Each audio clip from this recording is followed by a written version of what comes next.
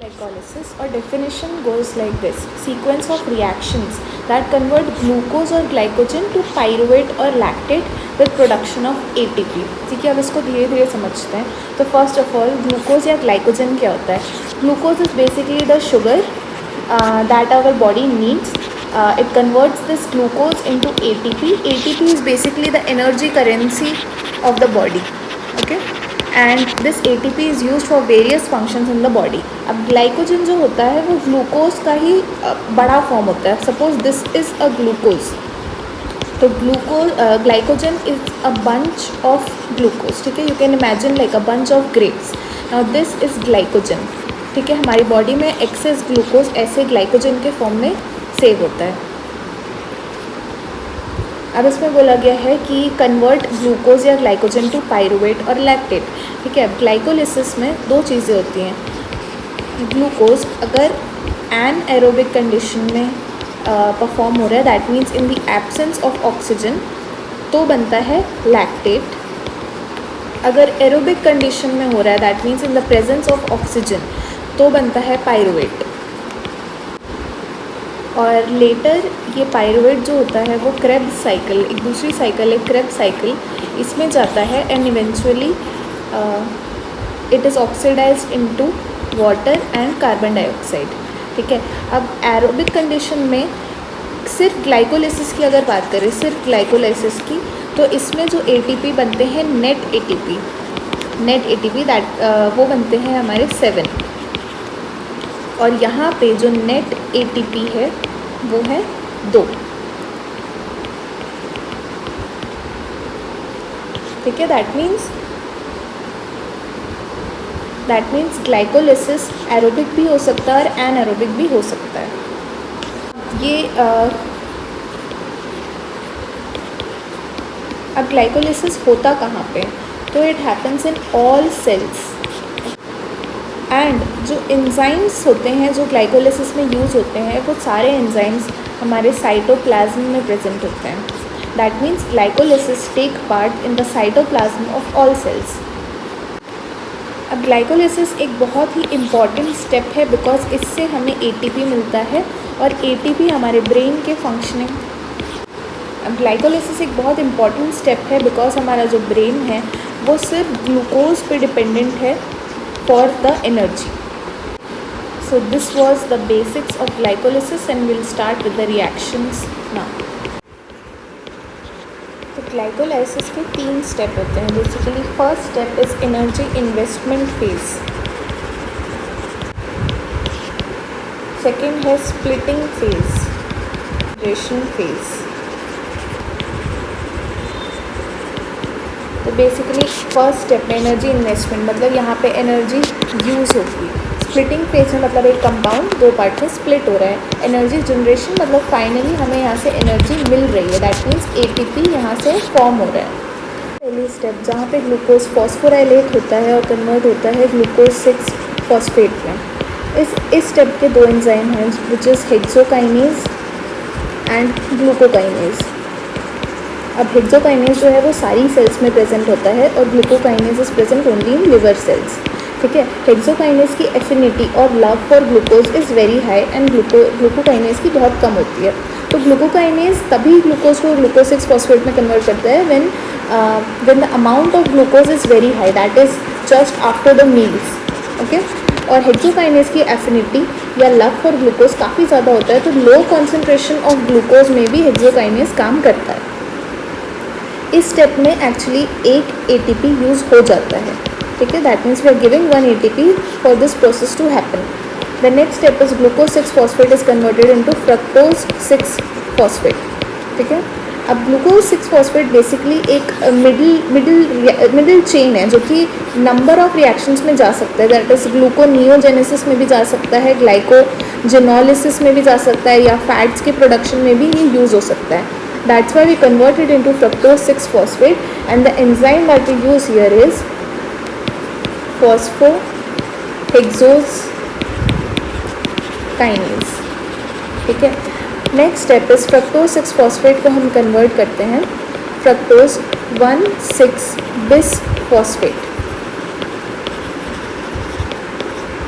अब ये एक बहुत ही इम्पॉर्टेंट स्टेप है ग्लाइकोलिसिस का, इसको हम कमिटमेंट स्टेप भी बोलते हैं, ठीक है। और जो एंजाइम यहाँ पे हम यूज़ कर रहे हैं वो है फॉस्फोफ्रक्टोकाइनेज।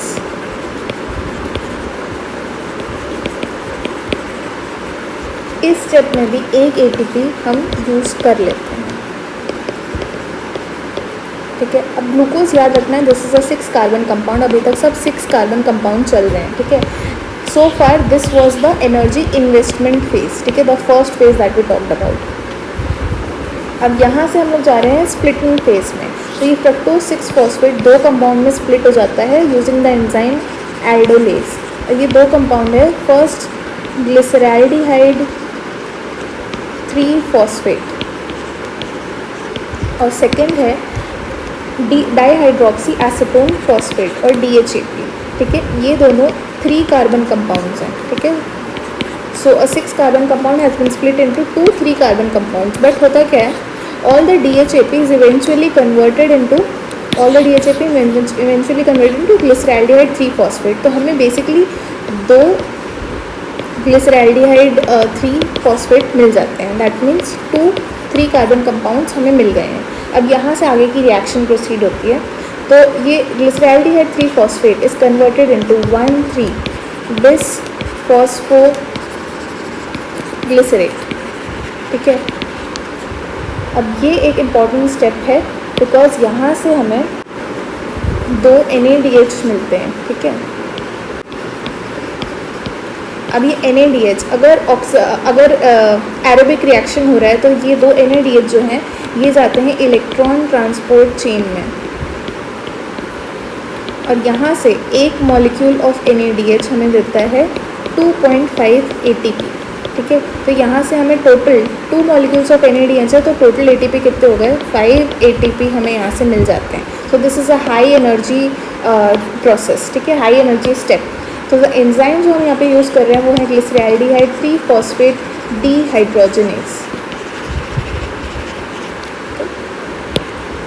नेक्स्ट स्टेप 1,3 बिस phosphoglycerate is converted into 3 phosphoglycerate, और जो एंजाइम यहाँ पे यूज़ कर रहे हैं वो है फॉस्फोग्लिसरेट, ठीक है।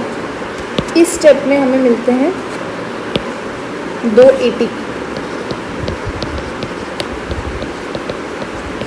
2 ATP यहाँ से मिल रहे हैं, and this is a substrate level phosphorylation, okay. Substrate क्यों, क्योंकि हमें बिना इलेक्ट्रॉन ट्रांसपोर्ट चेन में जाए हमें डायरेक्ट सबस्ट्रेट की मदद से 2 ATP मिल जा रहे हैं, that means it is a substrate level phosphorylation, ठीक है। नेक्स्ट स्टेप जो है वो है 3 phosphoglycerate is converted into 2 phosphoglycerate. ये जस्ट एक आइसोमर फॉर्म हो रहा है, 3 का 2 हो जा रहा है, ठीक है। And the enzyme used is phosphoglycerate mutase. Now this 2-phosphoglycerate is being converted into phosphoenol pyruvate, and the enzyme that we used is enolase, okay। अब ये एक हाई एनर्जी कंपाउंड है, इसके ब्रेकडाउन से भी हमें एनर्जी मिलने वाली है, ठीक है। This phosphoenol pyruvate is converted into pyruvate, 2 molecules of pyruvate, ठीक है। अभी तक सब 2 चल रहा था, if you remember this is 2 carbon compound, then again we get this 2 molecule and eventually 2 molecule of pyruvate भी मिलते हैं, and the enzyme that is used is pyruvate kinase. ये स्टेप भी एक सबस्ट्रेट लेवल फॉस्फोराइलेशन है जिससे हमें 2 ATP मिल रहे हैं, ठीक है। So total calculation of ATP देखते हैं, ठीक है। तो ये फर्स्ट स्टेप, इसमें हमारा 1 ATP यूज़ हो गया, ठीक है, -1 ATP। अगेन दिस स्टेप में भी हमारा, और स्टेप का नाम हम कैसे लेंगे, एंजाइम में, तो फॉस्फोफ्रक्टोकाइनेज वाले स्टेप में भी 1 ATP यूज़ हो गया। फिर यहाँ से हमें जनरेट हो रहे थे 5 ATP मिल रहे थे ग्लिसरैल्डिहाइड 3 फॉस्फेट डिहाइड्रोजनेज, तो यहाँ से हमें 5 ATP मिल रहे हैं, ठीक है। 2 सबस्ट्रेट लेवल फॉस्फोराइलेशन से दोनों में से 2 ATP मिल रहे थे। सो टोटल कितना हुआ, 5 जो हमें NADH से मिल रहे थे, प्लस 2 एक सबस्ट्रेट लेवल फॉस्फोराइजेशन से again 2 ATP from another substrate level, तो this is total 9 ATP. But net ATP 2 तो यूज़ हो गए थे शुरू के स्टेप में, so the net ATP is 7 ATP. So aerobic glycolysis से नेट वी गेट 7 ATPs. ठीक है. Now there are some irreversible steps that we must know here. There are 3 irreversible steps in glycolysis. First, when the glucose is converted into glucose 6-phosphate by hexokinase or glucokinase, this is the first irreversible step. Now, second is this commitment step where fructose 6-phosphate has been converted into fructose 1,6-bisphosphate by using phosphofructokinase. This is another irreversible step. Third irreversible step is when phosphoenol pyruvate is being converted into pyruvate. This is the third irreversible step. अब inhibitors देखते हैं, कुछ inhibitor. ठीक है. तो enolase जो enzyme है, it is inhibited by fluoride. The importance is fluoride is added to calculate the blood glucose. ठीक है. हम ब्लड के सैंपल में थोड़ा सा फ्लोराइड ऐड कर देते हैं जिससे ग्लाइकोलाइसिस स्टॉप हो जाता है, जिससे हम amount of glucose present in the blood we can calculate it. Okay. Second, glyceraldehyde 3-phosphate dehydrogenase का जो इनहिबिटर है दैट इज़ आर्सेनाइट.